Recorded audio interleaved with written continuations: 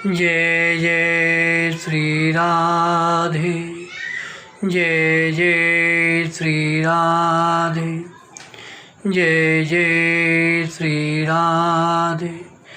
भक्ति भक्ति भगवंत गुरु चतुरु नाम बपु एक, इनके पद बंदन किए नाचे बेग्ञानी। नमो नमो जय श्री वृंदावन रचि वर्षति घनि घोरी। नमो नमो जय कुंज महल नित, नमो नमो जामे चुक होरी। नमो नमो जय कुंज विहारिन, नमो नमो प्रीतम चित चोरी। नमो नमो जय श्री हरिदासी, नमो नमो इन्हीं की जोरी। आज के सत्संग में भक्तमाल से श्री रंतदेव जी की कथा वर्णन करेंगे। प्रियादास जी कहते हैं, अहो रंतदेव नृप संत दुष्कंत वंश, अति प्रशंस सो आकाश वृत्ति लइए। भूखे को न देख सकें, आवे सो उठाए देत, नेत नहीं करें भूखे देह छीन भइए। 4008 दिन पीछे चले अन्न पायो, लियो विप्र शूद्र नीचे स्वान ये नहीं है। हर को निहारे उन माज तब आए प्रभु, भाई जग दुख जिते भोगों भक्ति चाहिए। प्रियादास जी कहते हैं,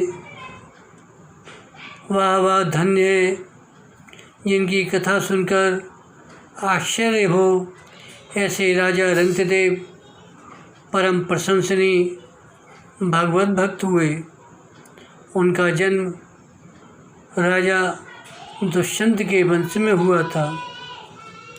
राजा दुष्यंत महान पराक्रमी, चारों समुद्रों से घिरी हुई समूची पृथ्वी के पालक सार्वभौम सम्राट थे।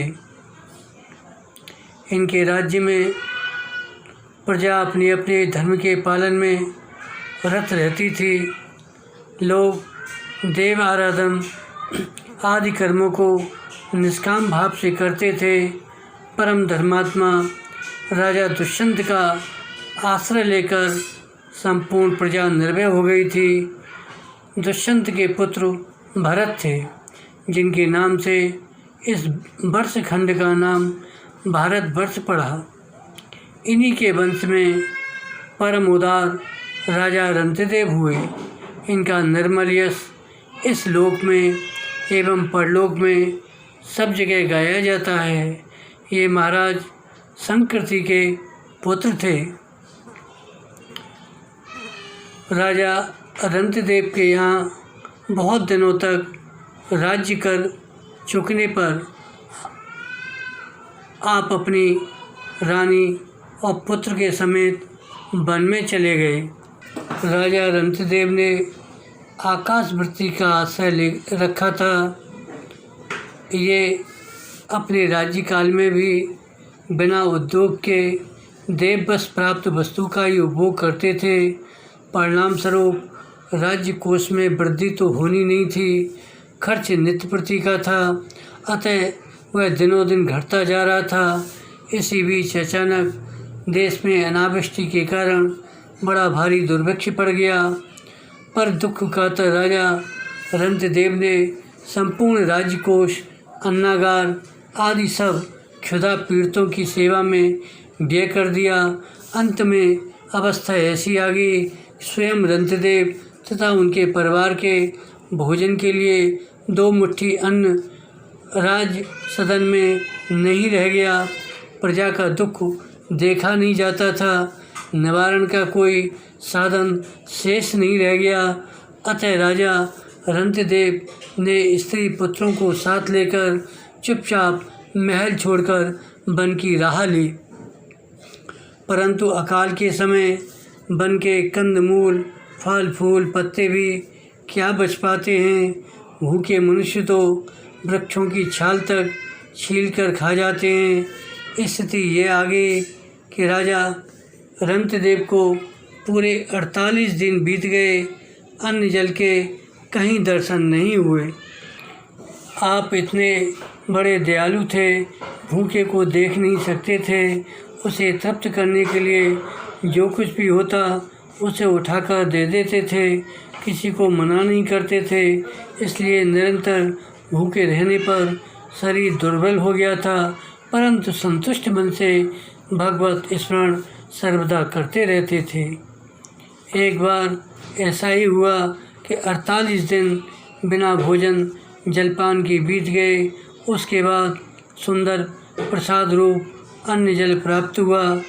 वे तीनों भोजन करने जा रहे थे। इतने में एक ब्राह्मण अतिथि आ गए। 49वें दिन उन्हें प्रातःकालीन कुछ घृत, खीर, हलवा और जल मिला था। रंतदेव ने उन ब्राह्मण अतिथि को सादर भोजन कराया। फिर एक भूखा शूद्र आ गया, उसे भी आपने सादर भोजन कराया। इसके बाद एक नीच कुत्तों को साथ लिए आया और क्षुधावश अपनी दीनता दिखाने लगा। उस नीच चांडाल की अत्यंत करुणापूर्ण वाणी को सुनकर रंतदेव दया से अत्यंत संतप्त हो उठे और ये अमृतमय वचन कहने लगे, मैं भगवान से 8 सिद्धियों से युक्त परम गति नहीं चाहता, और तो क्या मैं मोक्ष की भी कामना नहीं करता।